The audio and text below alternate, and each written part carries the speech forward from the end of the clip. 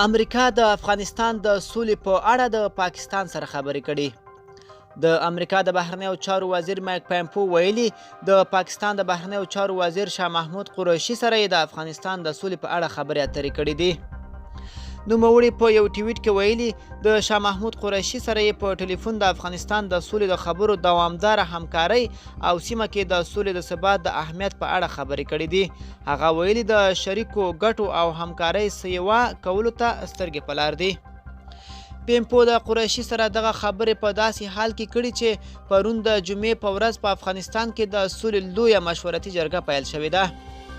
دغه جرګه د هغو 400 طالب بندیانو د خوشي کولو د مشورې په لړ کې رابلل شوې چې افغان ولسمشر اشرف غني ویلي هغه دغه صلاحیت نه لري چې دغه 400 بندیان خوشي کړي ځکه چې دوی په سختو جرمونو ککړ دي.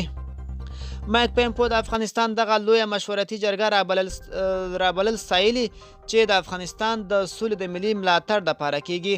تر 40 کلن جنګ وینو تویدو او تباهۍ وروسته ښکېلو اړخونو تیار دي چې د شخړې ته د خبرو له لارې سیاسي حل ولټوي. د امریکا د بهرنیو چارو وزارت د جمعې په ورځ په خپل بیان کې ویلي طالبان تیار دي چې که یې دغه پاتې بندیان ژر خوشي شي نو د افغانستان د سولې له ملي ټیم سره خبرې پیل کړي. په بیان کې ویل شوي چې طالبانو دا ژمنه هم کړې چې د خبرو له پیلېدو سره به د تشدد او پیښې راکمې کړي او د مذاکراتو ښکېل اړخونه به له سیاسي لارې پریکړه وکړي چې دا اوږده جګړه پای ته ورسوي او پر مستقله او پراخه جنګ باندې سره رضا شي.